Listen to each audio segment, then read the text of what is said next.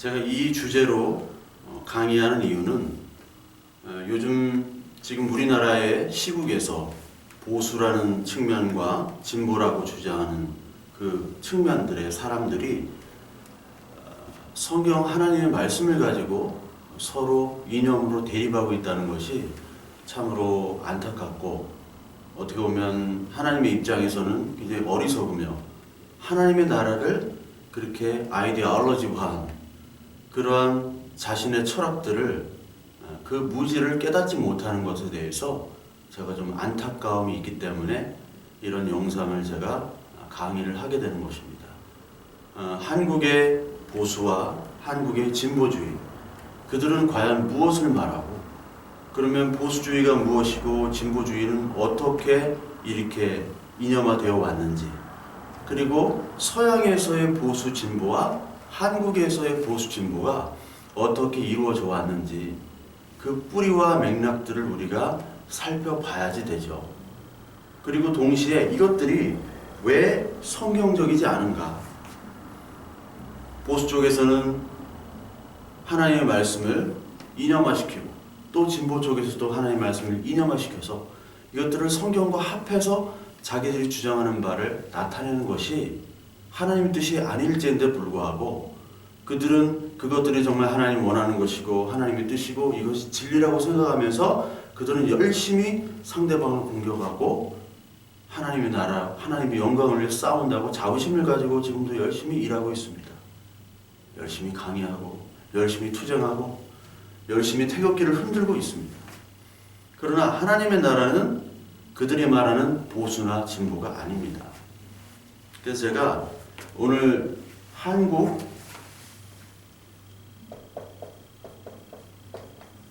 보수주의 그리고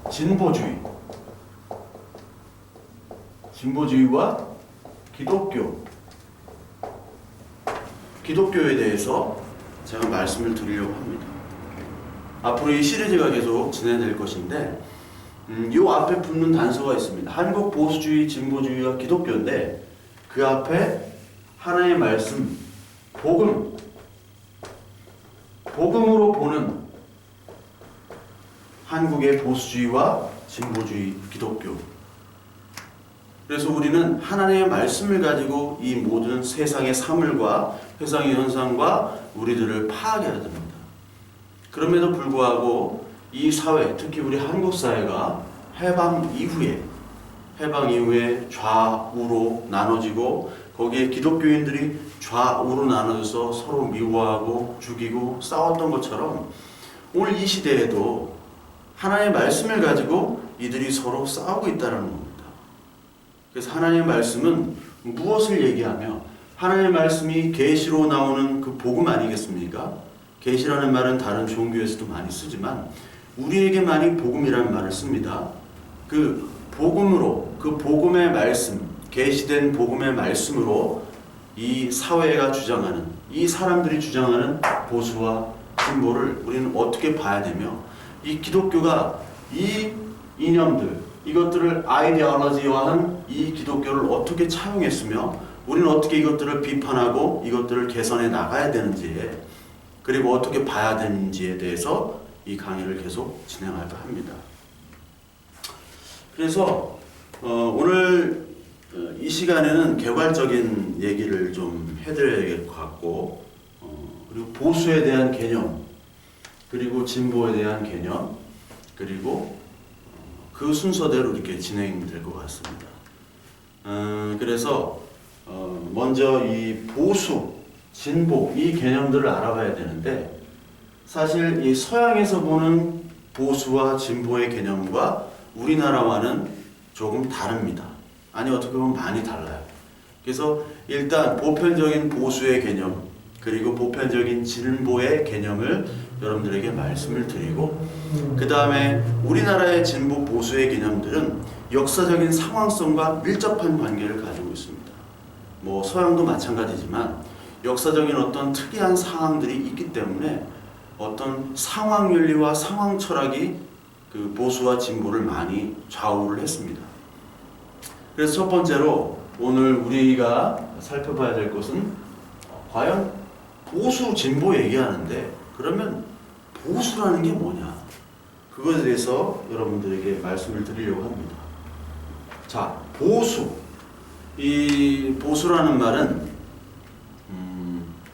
그 프랑스의 그 샤또 브리앙이라는 사람이 있습니다. 그 와인 이름처럼 생겼는데 그 샤또 브리앙이 르콘세르바티르, 르콘세르 우리는 르라고 얘기하는데 불어는 이제 흐 발음이 납니다. 흐랑 비슷하게. 우리가 르네상스 하지만 흐네소스라고 해요. 흐네소스. 흔한 소스. 뭐 케찹을 얘기하는 게 아니라 르네상스인데 그 발음이 흐네소스죠. 근데 이 르콘세르바티르라는 게 컨서베이션, 컨서버티브, 이 보수적이라는 영어잖아요. 그 영어의 어원이죠. 라틴 말, 프랑스 말, 이태리 말. 그러니까 보수적인 말이 1818년에 샤또 브리앙이라는 사람이 처음에 썼어요. 그런데 이 보수적인 말을 쓰기 전에 보수의 아버지라고 불리는 사람이 있습니다. 이 보수의 아버지라는 사람이 바로 에드먼드 버크예요. 에드먼드 버크라는 사람이 있습니다. 이 에드먼드 버크가 1790년에 어떤 책을 썼냐면 프랑스 혁명에 관한 성찰이라는 책을 썼습니다. 프랑스 혁명에 관한 성찰. 자, 1789년도에 프랑스 혁명이 일어났습니다. 이 프랑스 혁명으로 인해서 부르봉 왕조의 루이 16세가 이제 처형이 되죠. 길로틴에서 처형이 되고 마리 앙뚜아네트도 이제 처형이 되는데 이 1789년도가 중요한 게 이 왕을 처형하는 개혁이 일어났다는 거예요. 국민들이. 물론 그때 중심층은 중산층 부르주아층이었습니다. 이 나중에 이제 부르주아가 중산층 일반 서민들 그 시민들이었는데 이 시민 계층이 나중에 대자본가가 되죠. 상업을 통해서. 그래서 이 부르주아주가 나중에는 이제 보수 세력이 되는 겁니다. 그러니까 역사를 보면은 이 보수였던 사람이 자기 것들을 전통을 지키지 않습니까? 자기 기득권을. 근데 그 다음에 이제 진보라고 하는 개혁 세력들이 와서 그것들을 삼켜버리면 곧바로 뭐가 되죠? 바로 보수가 되게 됩니다. 그래서 프랑스 혁명을 주도했던 사람들, 당통, 로베스피에르 이런 사람들이 있죠. 그러니까 당통과 로베스피에르가 있는데 당통은 온건파였어요. 당통이 있었고 로베스피에르가 있습니다. 당통이 얘는 이제 온건파죠. 어떤 개혁이든지 온건한 개혁과 급진적인 개혁이 있는데 로베스피에르는 이제 급진적인 개혁입니다. 그러니까 뭐 왕도 죽이고 뭐 귀족들도 다 처형을 시키는 거죠. 근데 로베스피에르의 공포 정치가 있죠. 그러니까 프랑스 영화들 중에 많은 주제, 최고로 많은 주제는 이제 첫 번째는 나폴레옹이고 그 다음에 바로 프랑스 혁명 로베스피에르입니다. 당통도 뭐 주제가 됐지만 주로 로베스피에르예요. 그리고 프랑스 혁명 후에 이제 바로 여기가 이제 실패가 되죠. 왕정으로 좀 가는 것 같더니만 나오는 게 이제 나폴레옹이 나옵니다. 나폴레옹이 이제 드디어 등장을 하죠. 그래서 프랑스 역사는 이렇게 이루어집니다. 근데 이 로베스피에르의 이제 급진적인 개혁이 나중에 공포 정치가 되게 되죠. 그래서 1790년도에 이 에드먼드 버크가 쓴 그 프랑스 혁명에 대한 성찰에 대해서 물론 이제 보수주의 아버지니까 보수적인 입장에서 쓰겠죠. 이 로베스피에르의 혁명은 실패한 거라고 결론을 내립니다. 왜 실패했느냐? 전통과 관행과 그리고 경험과 이것들을 무시했다는 거죠. 그러니까 이 보수주의자들은 특히 어떤 입장을 취하고 있냐면 보수주의자는 사실 쉽게 말하자면 생각하는 걸 싫어합니다. 뭐 어떤 사건을 봤을 때 생각하는 걸 싫어하고 보수주의자는 이제 전통을 중요시합니다. 전통. 그리고 이 세상에서 전통으로 취해진 그 모든 제도들 있죠. 그 제도들을 유지하려고 합니다. 제도를 유지하려고 해요. 이게 바로 보수주의자들입니다. 그리고 이 제도를 유지하려면은 어떠한 사물에 대해서, 이 사건, 이 사회에 대해서 어떤 합리적으로, 논리적으로, 비판적으로 봐서는 안 됩니다. 왜냐하면 자기의 제도를 비판하려면 얼마든지 비판을 하거든요. 모든 제도는. 그렇기 때문에 이 보수주의자들은 합리적입니까? 비합리적입니까? 비합리적입니다. 비합리성을 띠는 사람입니다. 비합리성. 이게 바로 보수주의자들이에요. 그러니까 전통과 제도를 유지하고 비합리적인 사람들이 바로 보수주의자입니다. 그래서 지금의 야당과 여당 이렇게 봐도 보수당이라고 하는 지금 자유한국당과 진보당이라고 하는 더불어민주당과 그 여러 당들이 있지 않습니까? 그 말싸움을 하면은 뭐 토론 같은 거를 보시면은 이 보수라고 하는 분들은 다 권위에 의한 힘으로 누르고 비합리성을 강조를 해요. 그러니까 쉽게 말하자면 군대에 가면 제가 이제 군대에서 어떤 일이 있었느냐, 이제 제가 이제 좀 그 속된 말로 짬밥이 없었을 때, 그때 이제 군대 갔을 때 이제 고참들이 뭐라고 얘기하느냐, 뭐 이런 의견 저런 의견들을 밑에서 내잖아요. 그러면은 야 이것저것 다 해봤어. 그런데 이게 가장 나아. 까라면 까. 말하지 마. 그거죠. 그러니까 이게 전형적인 보수주의입니다. 우리나라에서 가장 보수적인 언론이 바로 국방일보거든요. 국방일보. 조중동보다 더 보수적인 게 국방일보입니다. 그러니까 군대는 이 전통, 제도, 어떤 엄격한 규율, 한 가지 원칙과 법칙, 그 한 가지 세계입니다. 명령이란 세계, 조직이란 세계. 그게 다예요.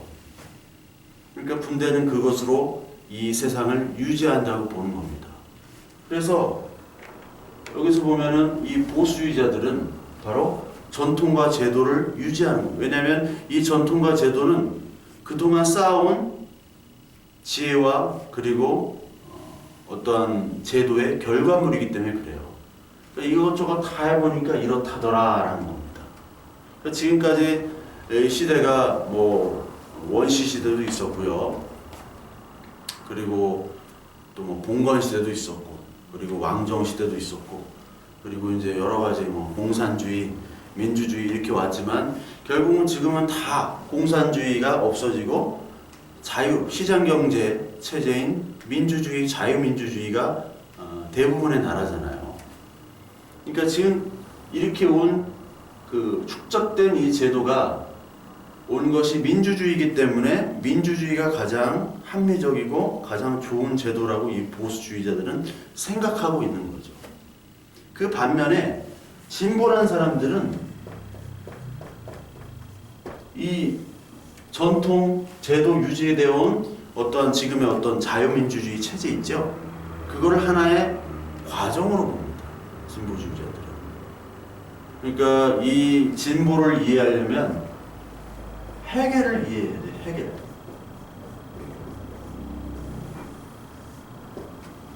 해겔은 이제 변증법을 얘기했죠. 해겔은. 그 정반합에 의한 그 제도, 그리고 해겔이 그 미네르바 부엉이를 얘기하면서 해질녘의 그 부엉이는 날아오른다라고 했잖아요. 그게 뭐냐면 해질녘은 시간이 되어야 됩니다. 시간이 될 때는 이제 역사가 움직인다는 거죠. 그래서 이 해겔이라는 사람은 프랑스 혁명을 두고 굉장히 기뻐했다고 제가 예전에도 말씀을 많이 드렸는데, 해겔이 왜 기뻐했느냐? 해겔은 가이스트라는 거를 얘기했죠. 가이스트. 정신. 가이스트. 2006년 독일 월드컵 때 그 공식 구 이름이 팀 가이스트입니다. 2006년도에 좀 예쁘게 생겼어요. 가이스트가 바로 정신입니다. 여기만 절대 정신. 해겔은 이 세상의 모든 그 국가나 사회들이 절대 정신이 있고 그 절대 정신에 의해서 국가나 사회제도가 움직인다고 보는 거예요. 그래서 프랑스 혁명이 일어난 것은 바로 해겔이 말하는 절대 정신이 이제 발현이 되는 겁니다. 예전에는 왕정 시대에 왕이 다스리는 것이 당연한 국가 제도라고 생각을 했습니다.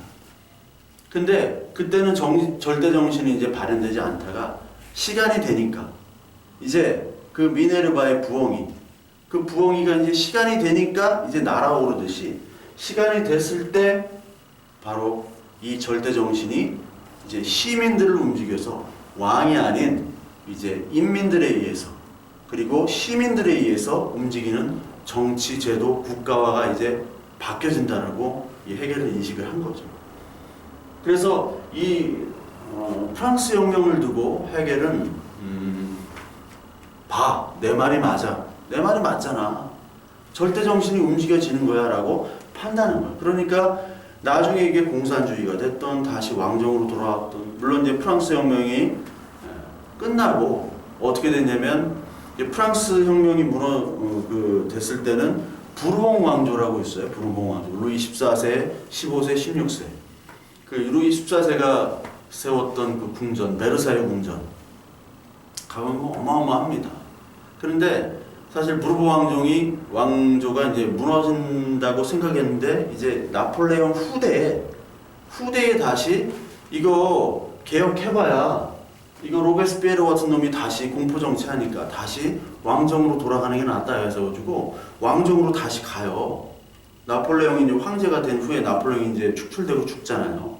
그 다음에 왕정이 잠깐 있는데 다시 부르봉 왕조의 가문들을 부르죠.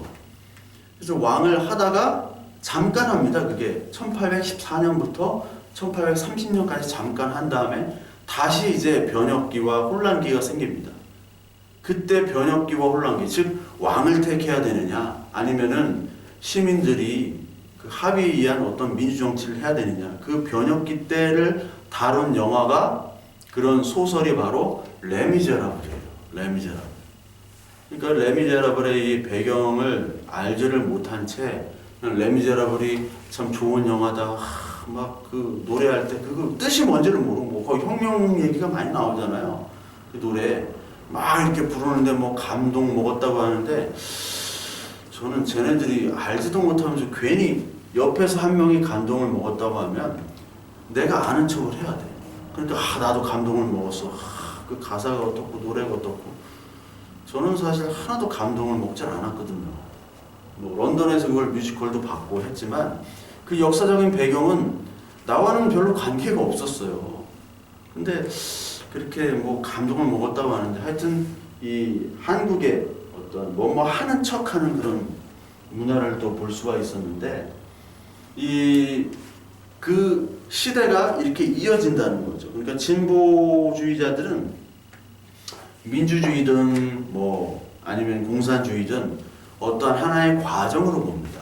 과정으로 봐요. 그래서 우리가 지금 교과서에 뭐 남침, 북한이 우리를 남침했다라는 거를 교과서에서 뭐 없앤다고 그러잖아요. 네. 제가 개인적으로 볼 때는 그거는 좀 팩트니까 어떤 진보다 보수다의 입장이 아니라 그건 북한이 우리를 침공한 거니까 당연히 이제 넣어야 된다고 저 개인적으로는 생각하는데, 이 보수주의자들은 하나님이 이 미군을 통해서 이제 보호해 주신 거죠, 우리나라를. 특히 이제 보수 기독교 단체들은. 그렇기 때문에 이 하나님이 자유민주주의를 지켜주신 거예요. 그렇기 때문에 그 남침을 뺀다던가 이런 거는 용납이 안 되는 거죠. 특히 보수주의자들은 그 친일과 친미를 같이 했거든요. 일제시대 때는 친일을 했고, 친일을 통해서 미국을 때려부수자고 얘기했던 분들이 이제 친일 세력이었고 보수주의자들이었고, 그 사람들이 다시 미국이 이제 군정으로 이 한국을 지배하니까 다시 미국에 충성한 사람들입니다. 보수주의자들은 그래요. 그러니까 이 사람들은 이제 자유민주주의가 최고의 제도로 생각한 거고, 그 진보주의자들은 자유민주주의가 최고가 아니라 어떠한 시대적으로 헤겔처럼 시대적으로 이 정신이 바뀌면서 그 흐름에 따라 가는 것이 바로 진보주의자들이에요. 그래서 그 남침하기 전에 이미 우리 한국에도 뭐 여러 가지 세력들이 있었는데, 그 중에 이제 남로당, 박헌영이 중심이 된 남로당 세력이 있었잖아요. 그래서 1948년도에 여수 순천 반란 사건도 있었고요. 또 제주도 4.3 사건도 있었고. 그러니까 이 남쪽에는 이미 보수주의자가 얘기하는 그 빨갱이들, 공산주의자들, 파르티잔, 빨치산들이 이미 이 땅에 있었다는 거예요. 그러니까 사실 이 1900 특히 이제 45년 해방 후를 봐야 되는데, 그 역사를 봐야 되는데, 해방 후에 우리 민족이 이제 어떻게 해야 되느냐 했을 때 모스크바 삼성회의나 뭐 카이로 회담이나 다 이런 거를 통해서 위쪽은 이제 북한이 지배를 하고 계속해서 그런 회담을 거치면서 아래는 미군이 점령을 하는데, 거기에 민족주의자, 공산주의자, 사회주의자, 그리고 자유주의자, 이런 시장경제주의자들이 다 모여서 이제 이 민족이 어떻게 해야 되느냐라는 걸 가지고 회의를 하고 그걸 진행을 했잖아요. 그래서 이 북한과 남한이 통일되는 것을 원하는 그 세력들은 김구, 김규식 이런 분들이고, 남한만의 통일을 해야 된다, 남한만의 정부를 수립해야 된다라는 것은 바로 이승만과 미군 정권이었잖아요. 그러니까 그 첨예하게 그것들을 대립을 했습니다. 이 두 세력 간에. 이 두 세력 간에 이제 대립을 하면서 이 진보와 보수의 입장들이 확연하게 드러나는 거죠. 왜냐하면 그 당시에 이 진보 세력들은 이것이 우리나라가 주체적으로 해야 되는 사건이란 말이에요. 그 남북한이 이제 해방 후에 이렇게 이 나라를 어떻게 다스려야 되냐. 그래서 처음엔 진보주의자들이 더 이제 그 앞장서서 그 우리나라를 어떻게 이제 해야 되는가에 대해서 앞장서서 나갔는데, 그 나중에 이 남한에 뭐가 들어오냐면 이제 미군이 들어오고, 그리고 그때 그 한민당, 이승만 정권 한민당을 통해서 이제 일제 참여했던 그런 친일파들과 같이 이제 정권을 수립하게 되는 거죠. 그러니까 진보주의자들은 이런 자유민주주의가 최고다라는 것이 아니라 이 세상의 흐름 속에서 합리와 논리적인 방법으로 이 나라를 어떻게 다스려야 되는가에 더 관심이 있는 거예요. 보수주의자들은 물론 하나의 어떤 딱 고정된 세계를 주장하는 겁니다. 이 보수주의자들은. 그래서 보수주의자들은 어떻게 보면 보여진 세계만을 얘기를 해요. 보수주의자들은 보여진 세계. 그리고 이 보여진 세계만을 얘기한다는 것은 고린도 후서 4장 14절부터 17절에 나오는 것처럼 우리는 보이는 것으로만 사는 것이 아니라 보이지 않는 것을 믿음으로 우리가 신앙을 가진다고 그러잖아요. 그것처럼 보이는 것만으로 얘기한다는 것은 어떻게 보면 반성경적이죠. 그러나 보수는 반성경적인 그런 본질을 가지면서도 동시에 친종교적입니다. 친종교적. 그래서 보수주의, 진보주의 이렇게 있습니다. 우리가 보수를 얘기할 때 가장 먼저 보수는 뭐를 싫어하느냐? 생각이 없다고 그랬죠? 생각하는 걸 별로 싫어해요. 이것이 무식해서 생각하는 것이 싫어하는 것이 아니라 그 어떤 경험과 축적된 어떤 결과물을 가지고 계속 유지해야 된다는 거죠. 그러니까 특히 이제 한국의 보수주의자들은 어떤 자기의 보수주의를 나타낼 만한 어떤 이념적인 철학이 없었어요. 근데 서양은 그게 있었습니다. 한국에는 없었고, 안타깝게도. 그러니까 이 보수주의자들은 가장 싫어하는 게 인식론을 회의해요. 인식론 회의주의자들입니다. 인식론이라는 건 어디서 왔느냐? 데카르트, 칸트, 헤겔 이런 분들이 있죠. 데카르트, 나는 생각한다, 고로 존재한다. 생각을 해야 돼요. 인식을 해야 된단 말이에요. 근데 인식론을 거부하는 사람들입니다. 그러니까 이 사람들은 역사적 공리주의자들입니다. 공리주의. 역사적 공리주의자들이에요. 이게 무슨 말이냐? 공리주의 하면 벤담의 최대 다수의 최대 행복이라는 그 단어를 떠올릴 수 있습니다.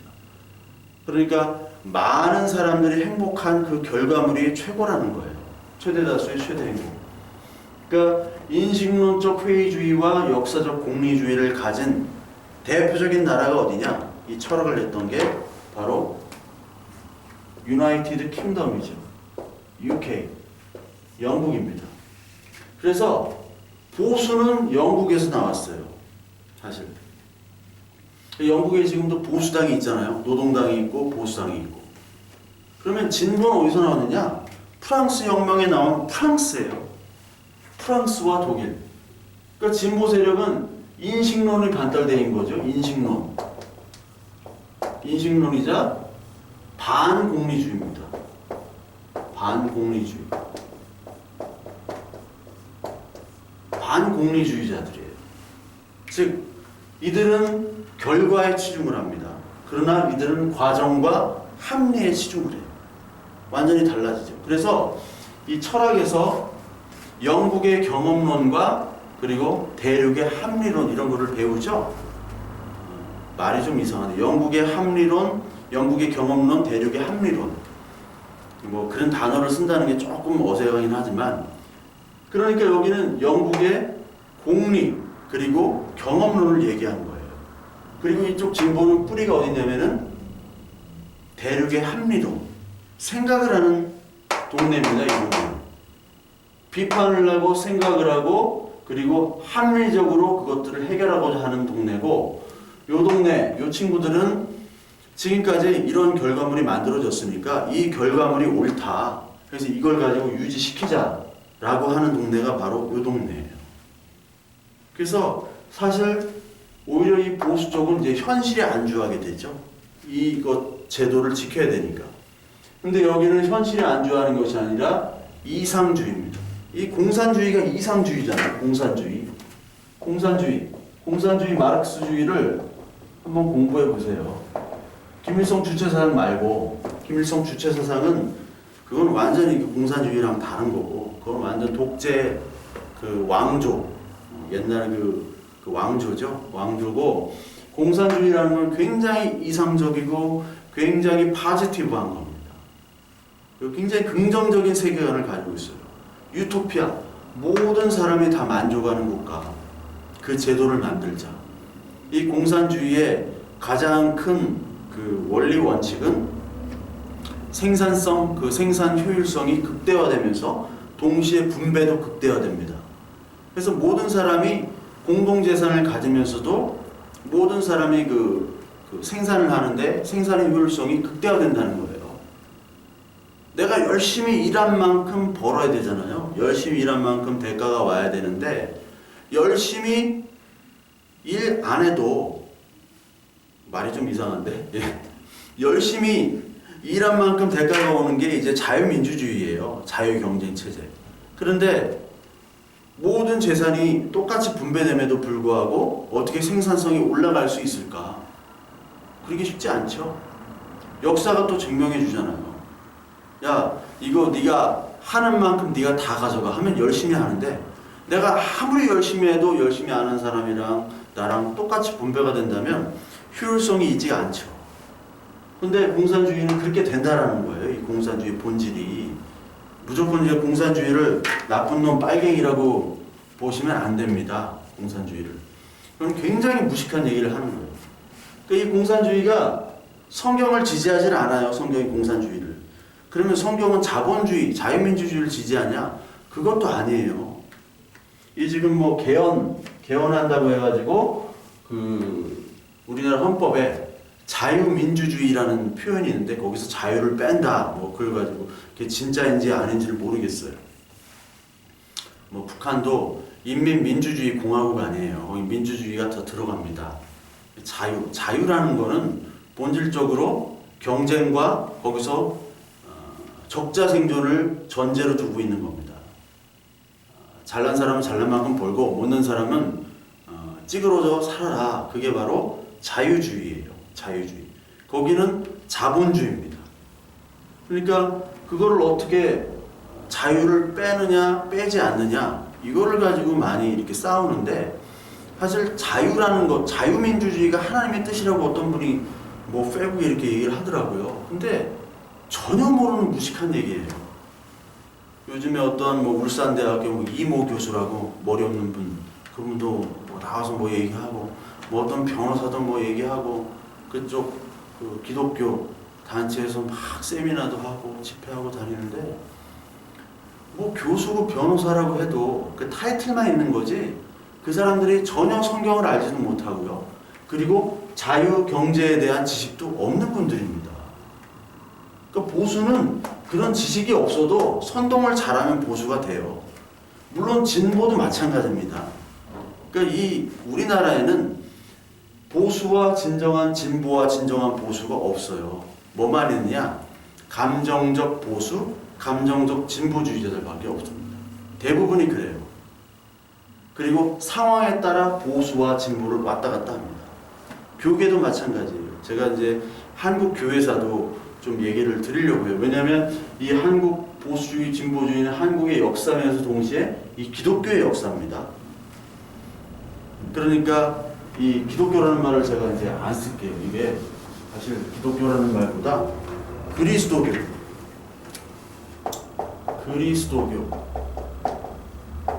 교라는 말을 써야 됩니다. 그러니까 이 그리스도교에서 어떻게 진보와 보수를 가지고 자기 어떤 교리를 만들어 버렸어요. 이게 가장 심각한 문제입니다. 이게 아이디올로지가 된 겁니다. 이데올로기가 된 거죠. 아이디올로지가 된 거예요. 이 아이디올로지화 되는 것이 가장 큰 죄입니다. 그게 이 아이디올로지가 화가 되는 순간 그것이 곧 진리예요. 마치 바리새인들이 율법이 아이디올로지화 된 거예요. 그러다 보면 예수 그리스도께서 오시면 오실수록 그 예수 그리스도를 영접해야 되는데도 불구하고 자기 백성 아니에요. 같은 민족 아니에요. 예수님, 유대인. 그런데 유대인으로 오신 예수 그리스도를 잡아서 십자가에 매달았잖아요. 그것이 뭐냐? 자기 이데올로기화, 아이디올로지가 되면은요, 이 하나님의 복음을 보지를 못하는 겁니다. 복음이 뭡니까? 복음에 계시는 하나님입니다. 하나님의 나라예요. 근데 하나님의 나라가 임하면은 보수와 진보를 비판해야 됩니다.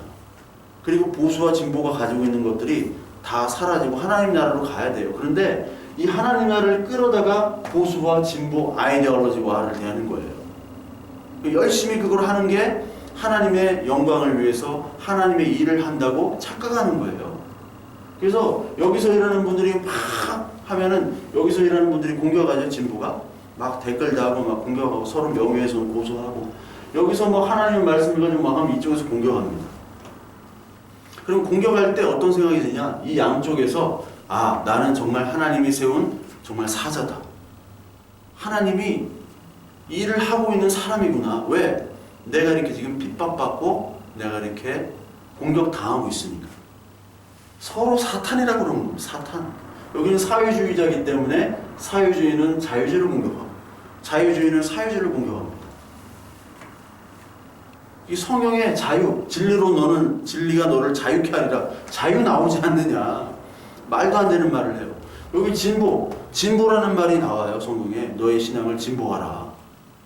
그런 유치하게 그렇게 싸웁니다. 그 진보 사회주의는 공평하게 나눠갔잖아요.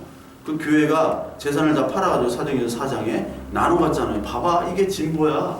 이게 성경적인 거야. 아니야, 자유야. 예수님은 노예 해방 안 하셨어. 노예 그대로 주셨어. 오네시모 그 바울을 통해서 다시 주인으로 가라라고 얘기를 하지 노예 해방 안 하셨어. 서로 공격하는 거예요. 마치 십자군 전쟁 때 이게 하나님을 섬긴다고 하면서 십자군의 그 전쟁사를 읽어보세요. 얼마나 그 타락했는지. 콘스탄티노플을 점령해가지고 거기를 다 쓸어버리고 같은 형제 국가인데 동로마 제국을 다 쓸어버리잖아요. 그 비잔틴을. 저기 동방에 가면 많은 미녀들과 보물들이 있다. 어린이 십자군까지 조직해가지고. 왜 십자군 전쟁이 계속 지느냐? 우리 어른들이 죄가 많아서 그렇다. 그래서 어린이 십자군을 조직하잖아요. 그 어린이 십자군까지 하면서 자신의 신앙을 합리화시키려고 했다. 그 사람들, 이데올로기였던 그 사람들, 그게 바로 가장 큰 죄악입니다. 그래서 이 보수와 진보에 대해서 전체적으로는 이렇게 얘기를 드리고요. 이 보수와 진보에 대해서 이제 구체적으로 어떻게 틀린지를 좀 알아봐야 됩니다. 좀 이제 보수주의와 진보주의가 있습니다. 진보주의가 있는데, 그 보수주의는 사실 어떤 혼란과 무질서를 싫어합니다. 그래서 그 홉스 있죠? 토마스 홉스는 이 무질서한 상태를 얘기를 해요. 인간은 무질서한 상태. 그래서 홉스가 말하는 리바이어던 국가 그 책이 있죠. 거기서 입헌군주제를 지지하면서 토마스 홉스는 이것들을 다 컨트롤해야 되는 하나의 컨트롤 타워가 필요하다. 인간은. 그러나 그 컨트롤 타워는 어떤 시민에 의해서 조직된 컨트롤 타워, 거기에 군주가 있어야 된다. 입헌군주를 주장을 해요. 그것처럼 이 보수는 컨트롤이 필요한 거예요. 컨트롤이 필요한 사람, 즉 엘리트가 있어야 된다고 얘기를 합니다. 엘리트. 그래서 이 엘리트를 엘리트주의를 표방하고 있어요. 소수가 통치를 해야 됩니다. 소수가. 근데 진보는 누가 통치를 합니까? 시민, 인민이란 말을 쓰면 이제 저기 빨갱이로 이렇게 누가 이렇게 볼 수 있는데, 인민이란 말이 좋은 겁니다. 인민이란 말. 동무 얼마나 좋아요. 그건 이제 북한에서 그 좋은 말들을 다 차용했기 때문에 이 참 좋은 말들을 다 이상한 사이비 단체에서 다 차용을 했습니다. 인민, 시민에 의한 정치, 이게 민주주의예요. 민주화 운동을 누가 했습니까? 진보에서 했지 보수에는 안 했잖아요. 이게 바로 진보와 보수의 차이입니다. 그러니까 이 엘리트주의만을 볼 때는 플라톤 있죠? 플라톤 어떤 주의입니까?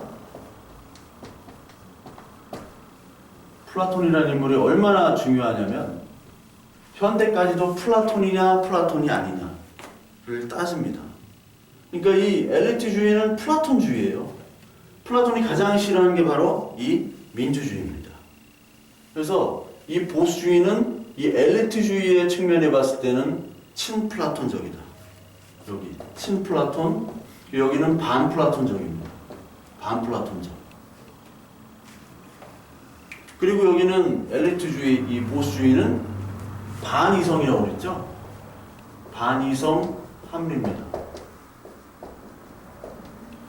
여기 말할 것도 없고 이성과 합리죠.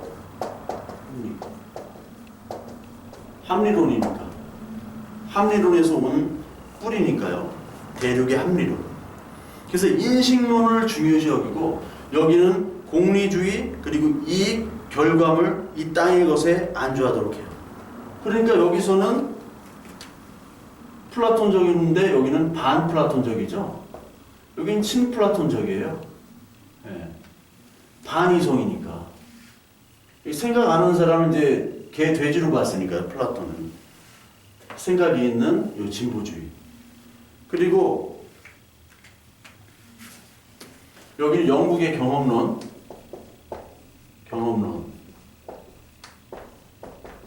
그리고 여기는 대륙의 합리론입니다.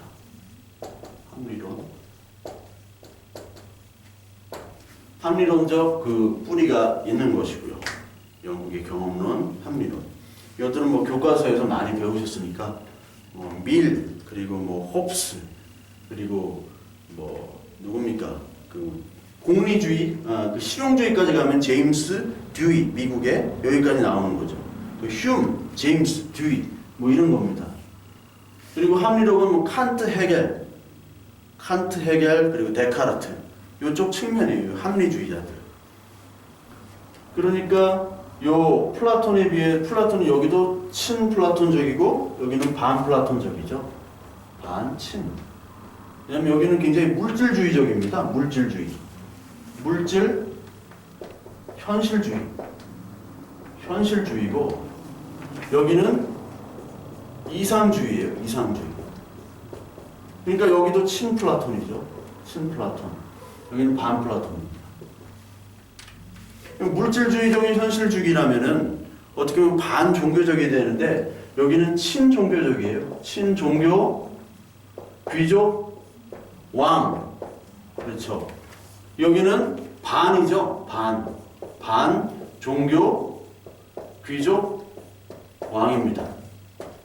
그러니까 시민에 의한, 인민에 의한 통치를 얘기하는 거고 여기는 보수주의자는 원래 가지고 있는 기득권 세력들을 보호하기 위한 거죠. 반플라톤 그리고 친플라톤으로 이렇게 쭉 나눠진 겁니다.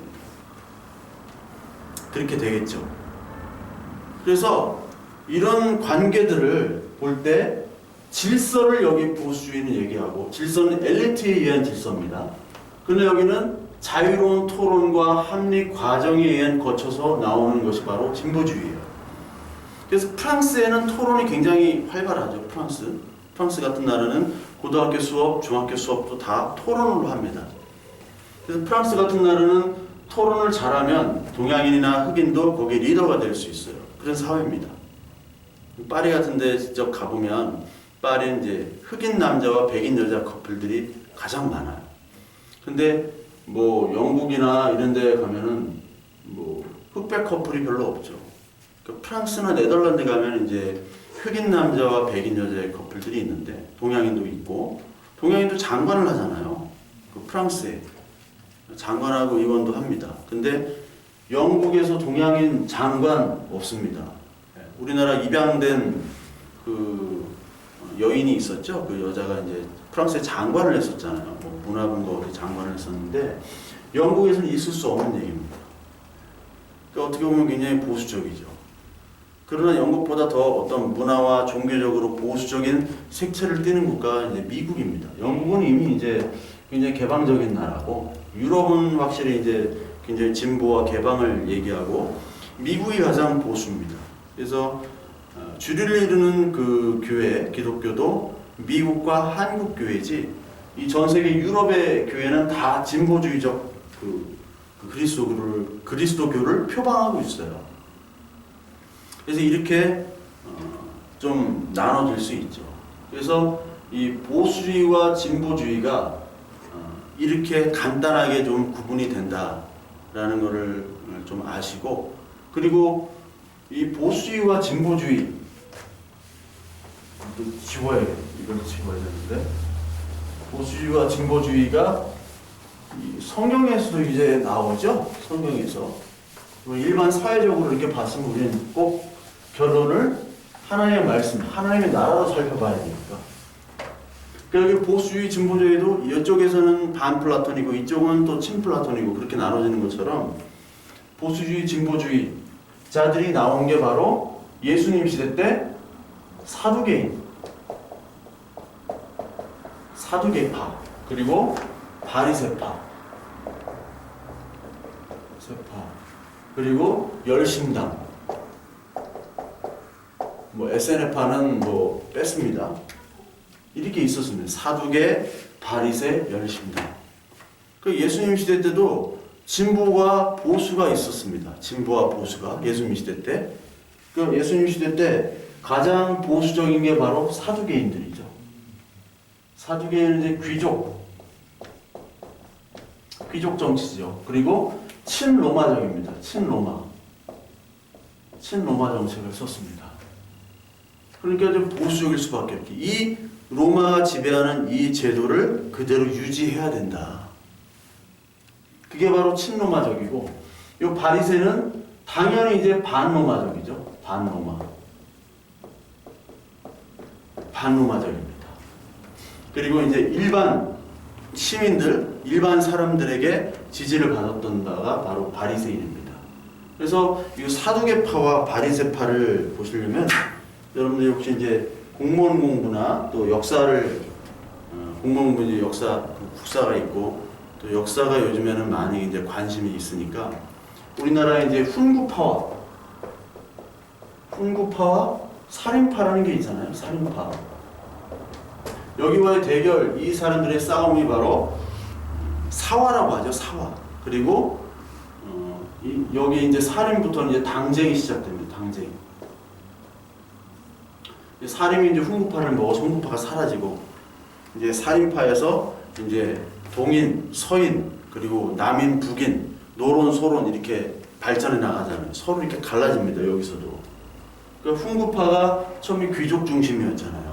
훈구파가. 그런데 이제 살인파가 이제 중종 때 이제 대거 등극을 하죠. 중종 때.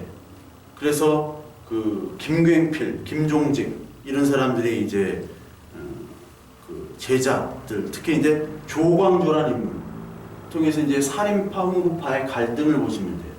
그거와 똑같이 훈구파는 이제 사두개파라고 보시면 돼요. 어디 역사적으로 보면. 그 바리새파는 살인파라고 보면 됩니다. 근데 이 살인파가 이제 보수가 또 되는 거죠. 이 사두개파는 귀족과 로마에서 지지를 받았지만 바리새파는 일반 대중에게 지지를 받았어요. 그러니까 어떻게 보면은 바리새파는 보수의 측면도 있지만 진보의 측면도 있습니다. 바리새인은 보수의 측면과 직면의 측면. 그럼 열심당은 말할 것도 없이 이거는 뭐 그 로마로부터 구원하기에는 이제 반정부주의자들, 반정부, 극단적 반정부주의자들입니다. 그래서 열심당이 시몬이라는 제자가 있었죠. 예수님의 제자 중에. 그게 바로 열심당원이었어요. 그 열심당은 쉽게 말하자면 로마 시대 때 테러리스트를 얘기해요. 민족을 위해서. 즉 우리 일제 시대 때 뭐 안중근 의사, 그리고 윤봉길 의사 이런 분들, 나석주 의사 이런 분들이 바로 열심당이었습니다. 그러니까 이 보수와 진보는 항상 어디에도 등장한다? 이 세상 역사에 등장하고 성경에 동시에 등장하면서 우리의 현실 세계에서도 계속해서 인간은 진보와 보수로 나눠서 싸우고 있는 겁니다. 그래서 이 보수와 진보에 대한 그 아까 간략한 설명으로 얘기했듯이 내가 이런 성향이면 보수고 이런 성향이면 진보예요. 이게 서양에서 기준으로 삼는 보수와 진보의 나뉨입니다. 그런데 한국의 진보와 보수는 이 모든 기준들이 사실 없습니다. 그래서 왜 이렇게 없게 됐느냐? 특히 이제 보수라고 하는 분들이 이제 뿌리가 언제부터 시작되면 해방 후부터 이게 보수냐 진보냐가 나온 거거든요. 1920년대 전까지는 우리나라가 뭐 공산주의, 사회주의 그런 게 별로 없었습니다. 근데 이제 1920년 후에 이제 1917년에 이제 소비에트 혁명이 일어나고 그 후에 이제 공산주의 물결이 이제 들어오죠.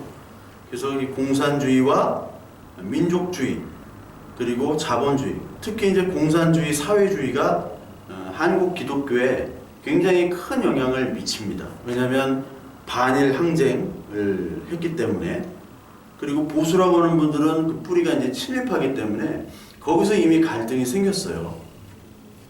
근데 이 보수주의가 나중에 이제 친미가 되고 어떤 정권의 주류 세력이 되고, 그리고 기독교 역사에서도 이제 그리스도교 역사에서도 이제 우리나라의 유명한 뭐 김준곤 이런 목사님들이 또 이제 그 자유당 정권에 이제 합세를 하고, 뭐 교계에서는 아주 훌륭한 분이지만 김준곤이라는 그 CCC 만드신 그분이 사실 뭐 좀 딜을 했습니다, 정부와.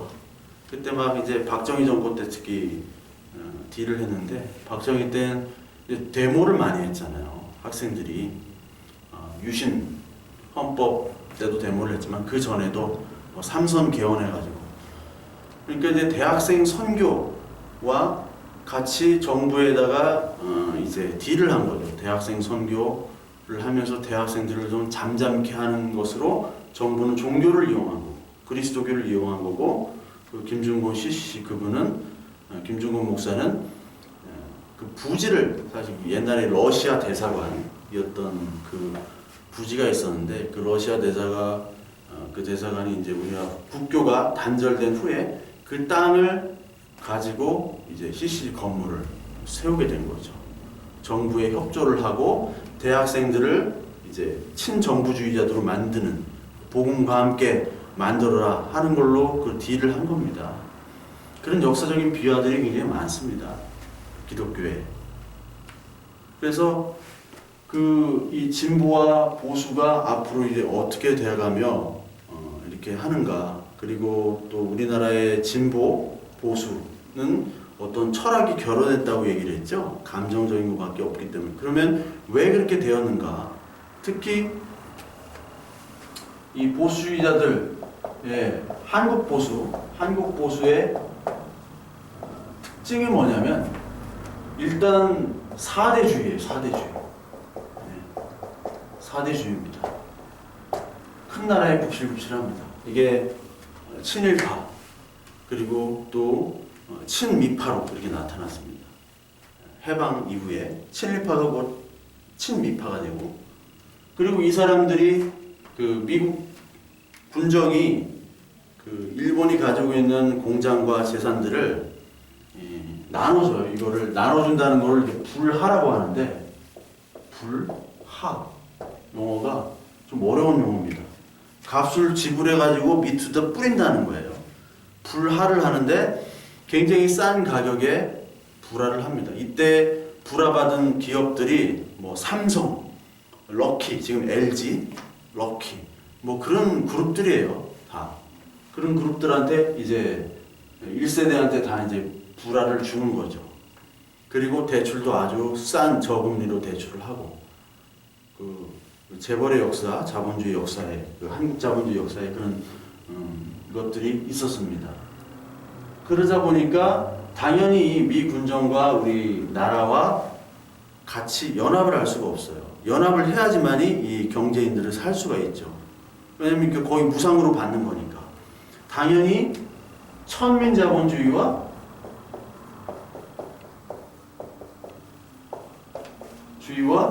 정경유착이 될 수밖에 없습니다. 이 정경유착은 부패로 이어지죠. 천민자본주의와 정경유착은 부패입니다. 그러니까 우리나라에서 노블리스 오블리제는 있을 수가 없는 겁니다. 천민자본주의와 이 정경유착. 그리고 맨 마지막으로 이 한국 보수는 반공주의입니다. 반공주의. 반공 이데올로기. 요거를 반대로 하면 이제 진보가 되겠죠. 요거의 정반대가 바로 진보입니다. 그래서 그리스도 교회에서도 교회하면 뭐예요? 반공주의의 선봉이 교회입니다. 그리고 교회가 이 자본주의 성장과 함께 교회가 발전을 했어요. 그리고 미국이 이 교회를 또 지원해 줬습니다. 계속해서. 그리고 교회가 어떻게 보면 지금 신학도 그렇고 신학적 사대주의, 또 신학적으로 어떤 학문적으로 많은 유럽과 미국에 굉장히 의존을 하고 있습니다. 그것과 동시에 이제 한국 교회는 이제 대부분 이제 한국 보수주의 교회이기 때문에 이 보수주의 교회들은 바로 친미 사대주의를 표방을 사실 하죠.